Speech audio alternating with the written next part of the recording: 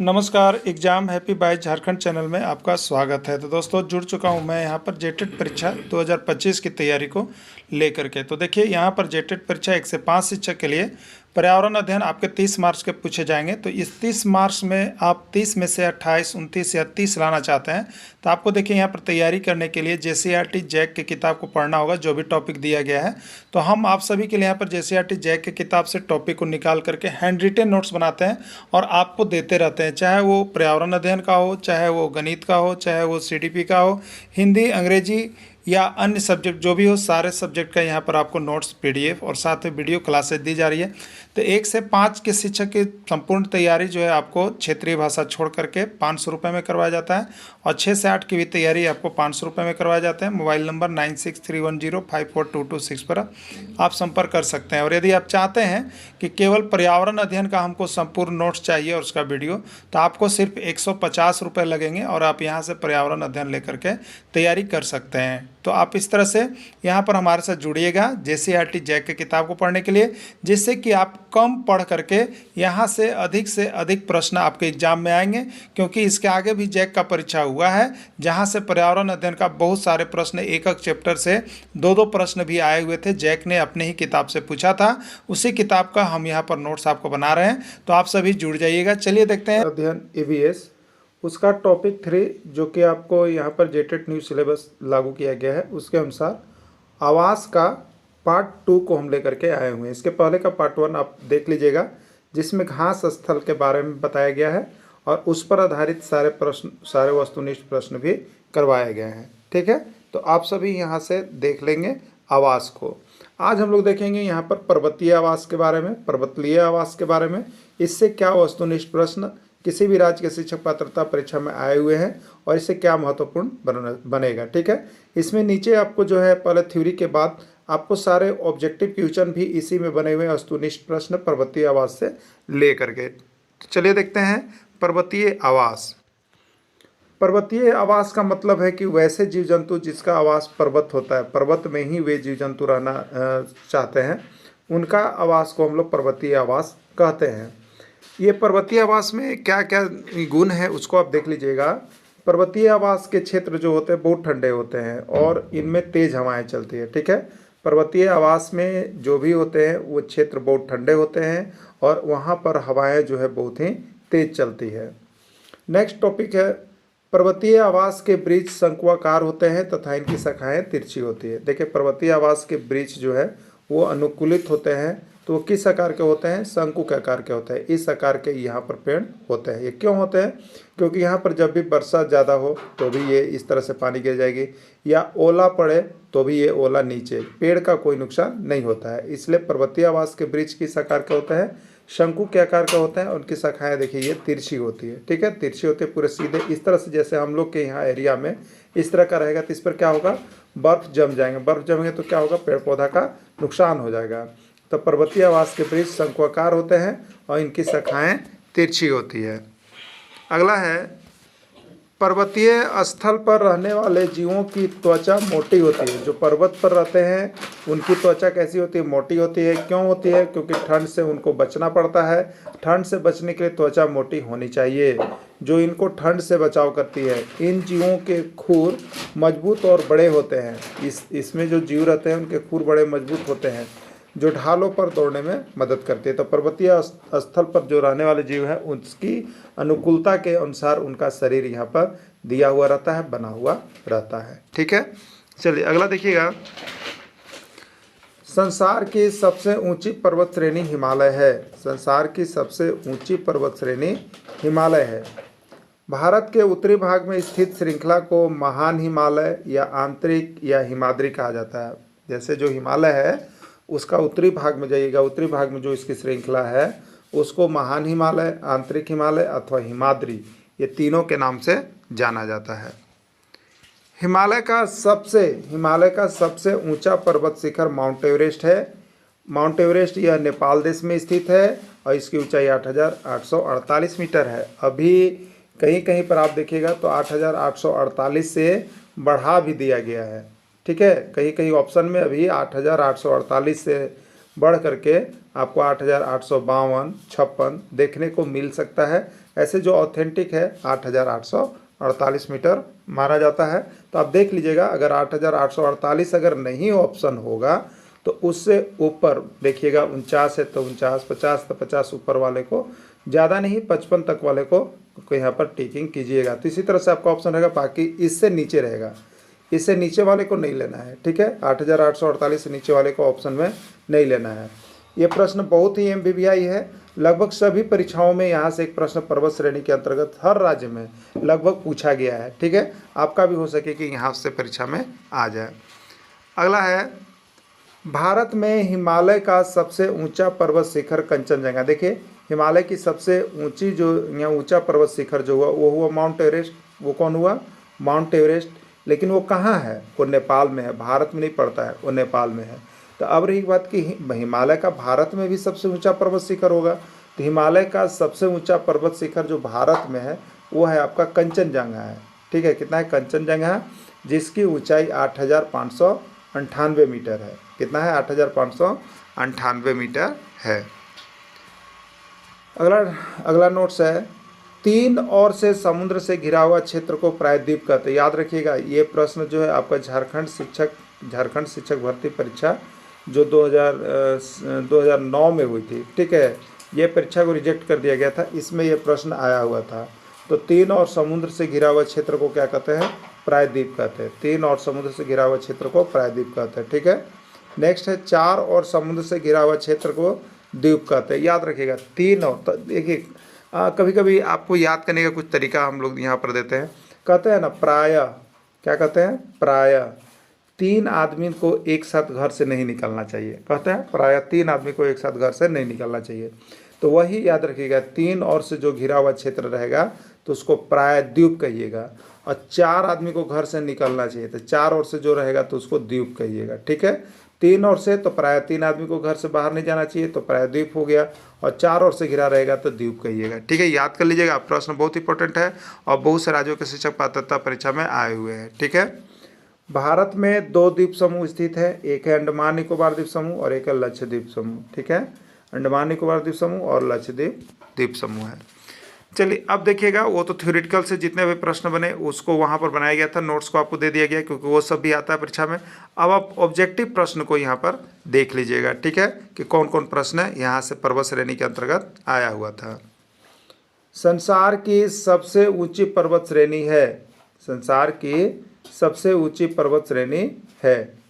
ये देखिए, UP TET 2014 का प्रश्न है और उत्तराखंड टेट 2017 का प्रश्न है, ठीक है।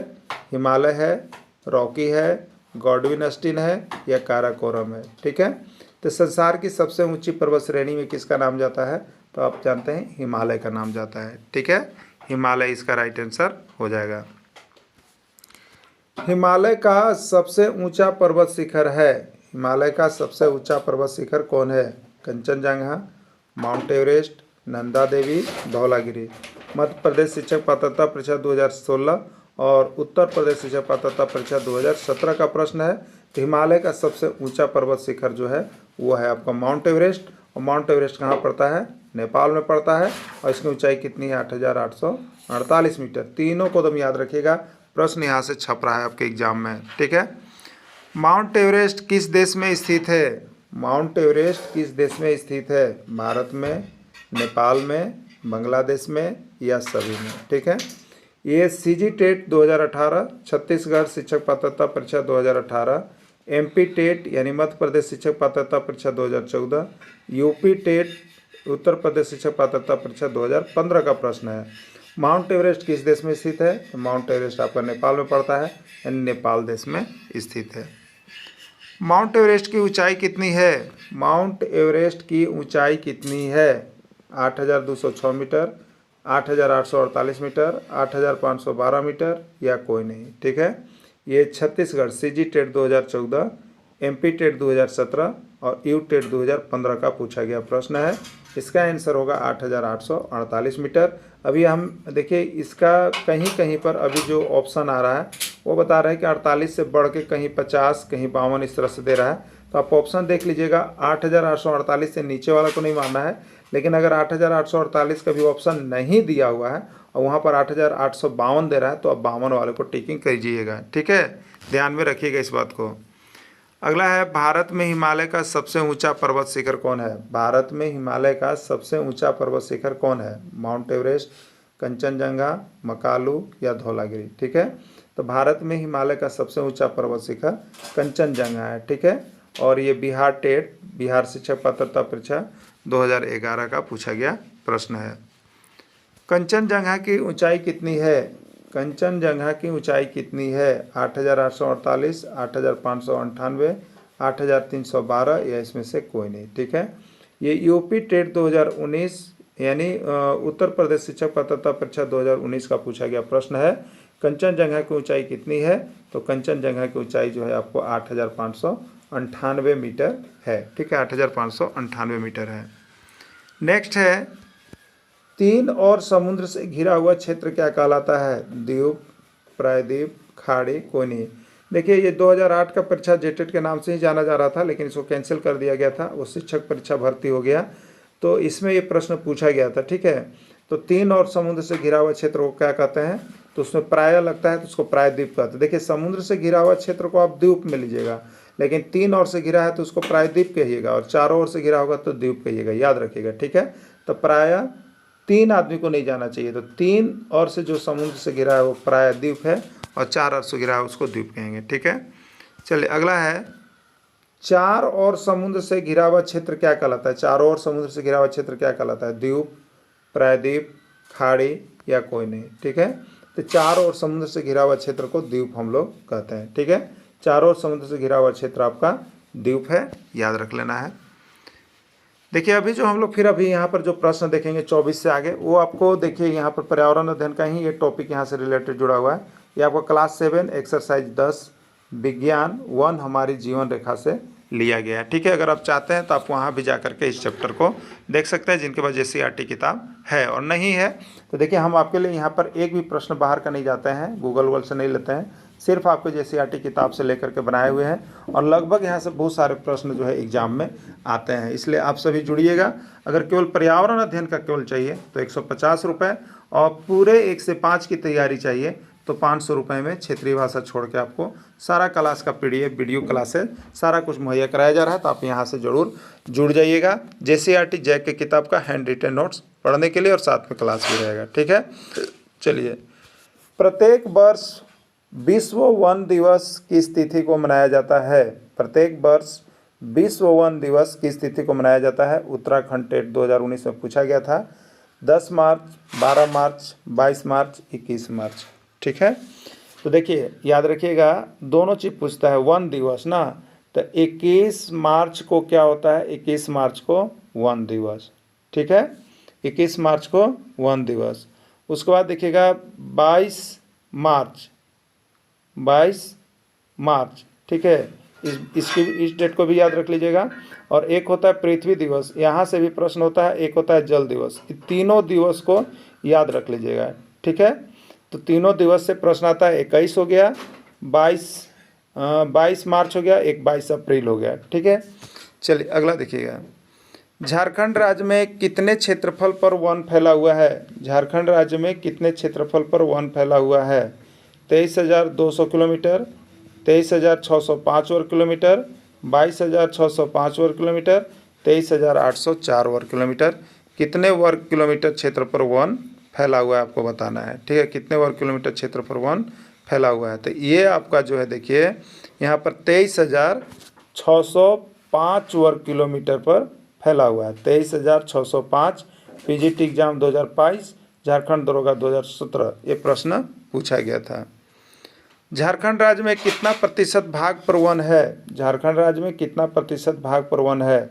JTET का भी प्रश्न है और UP टेट का भी प्रश्न है। 29%, 25%, 22%, 24%। ठीक है, देखिए झारखंड राज्य में जो वन है वो आपको 29% भाग पर वन फैला हुआ है। झारखंड राज्य में वन कितने प्रतिशत भाग पर है? 29% भाग पर वन फैला हुआ है। पेड़ पौधे किसका संतुलन करते हैं? पेड़ पौधे जो है या जिसको वन कहे किसका संतुलन करते हैं? हरियाणा टेट 2017 का प्रश्न है। ऑक्सीजन का, कार्बन डाइऑक्साइड का, A और B दोनों या कोई नहीं। ठीक है, तो देखिए जहाँ पर पेड़ पौधे होते हैं वो दोनों का ही संतुलन करते हैं, दोनों संतुलन रहने से ही पर्यावरण में संतुलन बना हुआ रहता है ना। तो वो दोनों का संतुलन करते हैं, यानी ऑक्सीजन का भी और कार्बन डाइऑक्साइड का भी, यानी राइट आंसर ए और बी दोनों हो जाएगा। ठीक है, ये देखिए आगे जो है क्लास 7 एक्सरसाइज 10 विज्ञान का ये प्रश्न है। क्लास 7 एक्सरसाइज 10 विज्ञान जाकर के आप देख सकते हैं। प्रकृति का फेफड़ा किसको कहा जाता है? प्रकृति का फेफड़ा किसको कहा जाता है? उत्तराखंड टेट 2016, यूपी टेट 2019 और एमपी टेट 2021। बहुत ही इंपॉर्टेंट प्रश्न। प्रकृति का फेफड़ा किसको कहा जाता है? वायु को, जल को, वन को या भूमि को? ठीक है, तो प्रकृति का फेफड़ा वन को कहा जाता है, वन को कहा जाता है, क्योंकि वन ये ऑक्सीजन और कार्बन डाइऑक्साइड दोनों के बीच क्या करते हैं? संतुलन बनाए हुए रखते हैं, जो कि मानव या जीव जंतु दोनों के लिए बहुत ही जरूरी है श्वास लेने के लिए, इसलिए इसको प्रकृति का फेफड़ा भी कहा जाता है। ठीक है, अगला है वृक्ष जल को अवशोषित करते हैं। वृक्ष जल को कैसे अवशोषित करते हैं? ये एमपी टेट 2014, उत्तराखंड टेट 2018 और सीजी टेट 2020 का प्रश्न है। ठीक है, वृक्ष जल को कैसे अवशोषित करते हैं? पत्ता के द्वारा, तना के द्वारा, जड़ के द्वारा या कोई नहीं? ठीक है, तो वृक्ष जो जल का अवशोषण करते हैं वो आपका जड़ के द्वारा करते हैं। कैसे करते हैं? जड़ के द्वारा जल का अवशोषण करते हैं। ग्लोबल वार्मिंग विश्व उष्णन का प्रमुख कारण क्या है? ऑक्सीजन का बढ़ जाना, कार्बन डाइऑक्साइड का बढ़ जाना, जल का बढ़ जाना, कोई नहीं? ठीक है, देखिए ये ग्लोबल वार्मिंग जो है विश्व उष्णन, समझिए ये है क्या चीज़? बहुत ही इंपॉर्टेंट प्रश्न है।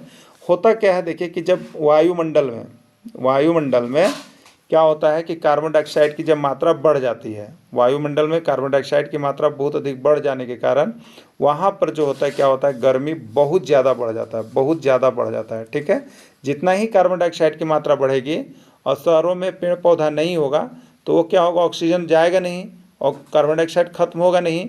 तो इस तरह से जहाँ पर कार्बन डाइऑक्साइड गैस की मात्रा बढ़ जाएगी तो वहाँ का तापमान बढ़ जाएगा, और इसी तापमान को बढ़ना ही ग्लोबल वार्मिंग कहलाता है या विश्व उष्णन कहलाता है। बहुत तरह से प्रश्न पूछता है, इसीलिए आपको यहाँ जाना जरूरी है। ठीक है, तो वायुमंडल में क्या होता है? अचानक कार्बन डाइऑक्साइड की मात्रा कभी कभी बढ़ जाती है, जिसके कारण वहाँ का तापमान बहुत ही ज़्यादा हो जाता है, तो उसी को ग्लोबल वार्मिंग कहते हैं या उसी को विश्व उष्णन कहते हैं।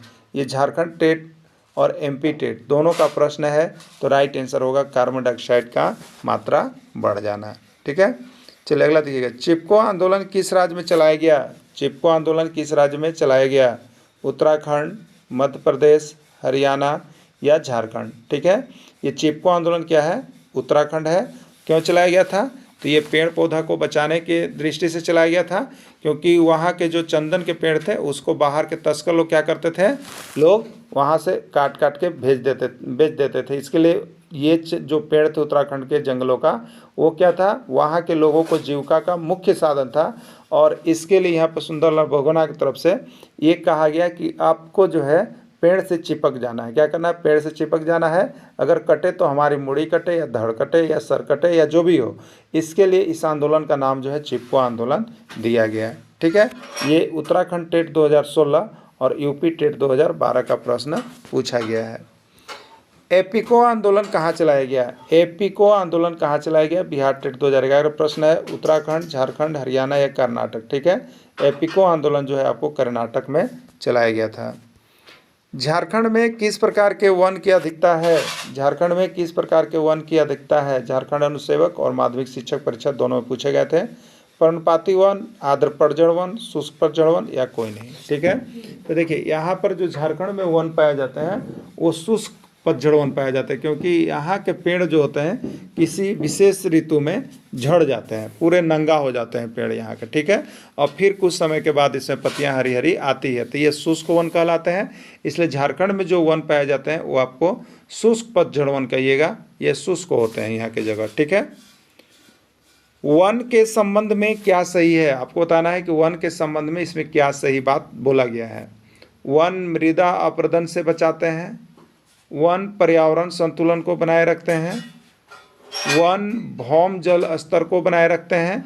राइट आंसर सभी। सीजी टेट 2014 छत्तीसगढ़ शिक्षक पात्रता परीक्षा 2014 का प्रश्न। ठीक है, तो वन मृदा अपरदन से बचाता है। मृदा अपरदन के मतलब कि जैसे देखिएगा बरसात के दिनों में जब वर्षा बहुत अधिक होती है तो आप मिट्टी देखिएगा, यहाँ बहुत अधिक मिट्टी है तो ये बह करके यहाँ का सारा मिट्टी यहाँ पर गड्ढा बना देता है और यहाँ मिट्टी यहाँ आके कर देता है। तो ये मृदा का एक जगह से दूसरे जगह चला जाना ढो करके वही मृदा अपरदन कहलाता है। लेकिन जहाँ वन रहते हैं, जहाँ पेड़ पौधे रहते हैं, वहाँ मिट्टी का कटाव नहीं हो पाता है, क्योंकि वहाँ पानी की धार ज़्यादा तेज नहीं होती है। ज़्यादा धार तेज होने के कारण ही मिट्टी का कटाव हो पाता है।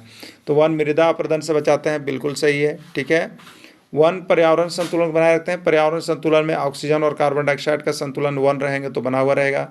भौम जल स्तर को बनाए रखते हैं, जहाँ की जड़ें होती है जड़ पानी को सोखते रहते हैं, इसलिए वहाँ क्या करते हैं, वन जो होते हैं पानी को बहने नहीं देते हैं, जिससे कारण वहाँ का जल स्तर जो है बढ़ा हुआ रहता है। यानी राइट आंसर इसका डी होगा, सभी होगा। ठीक है, प्रदूषण का मुख्य कारण है, प्रदूषण का मुख्य कारण क्या है इसमें से बताना है आपको।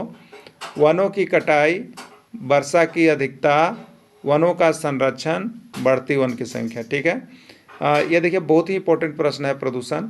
आपका उत्तर प्रदेश शिक्षक पात्रता परीक्षा 2016, सीजी टेट 2014, एमपी टेट 2018 में पूछा गया था। ठीक है, तो वन प्रदूषण का मुख्य कारण, तो यहाँ पर पहला आप देखिएगा तो वनों की कटाई, वन की कटाई जितना ही होगा प्रदूषण उतना ही होगा। ठीक है, वर्षा की अधिकता का प्रदूषण से कोई संबंध नहीं है। वनों का संरक्षण का प्रदूषण से कोई संबंध नहीं है। वन का जितना ही संरक्षण होगा, वन का जितना ही बचाव होगा, वो प्रदूषण उतना ही कम होगा। ठीक है, ये प्रदूषण का कारण नहीं है। बढ़ती वन की संख्या, अगर वन बढ़ेंगे तो प्रदूषण और कम होगा, ये वो प्रदूषण का कारण नहीं है। तो प्रदूषण का मुख्य कारण हो गया वनों की कटाई। ठीक है, नीचे आपको इसके नीचे आंसर शीट दिए गए हैं। अगर किसी में आपको किसी तरह का समस्या लगे तो आप एक बार जरूर बात कर लीजिएगा। आपको सारा चीज़ यहाँ दे दी गया है। बहुत से शिक्षक लोग जुड़े हुए हैं, जो नहीं जुड़ पाए हैं, जिनको अभी वीडियो मिला है, आप यहाँ पर जरूर जुड़ जाइए। 150 रुपये में आपको ईवीएस पूरा कंप्लीट करवा दे रहे हैं, और बाकी यहाँ पर टोटल सब्जेक्ट क्षेत्रीय भाषा छोड़ कर 500 रुपये में हो जा रहा है। और हैंड रिटन नोट पढ़ने के लिए ज़रूर जुड़िएगा। ठीक है, क्योंकि यहाँ पर आपको कम प्रश्न पढ़ के आप अधिक अंक जरूर उठा पाइएगा। वीडियो के अंत तक जुड़े रहें, धन्यवाद।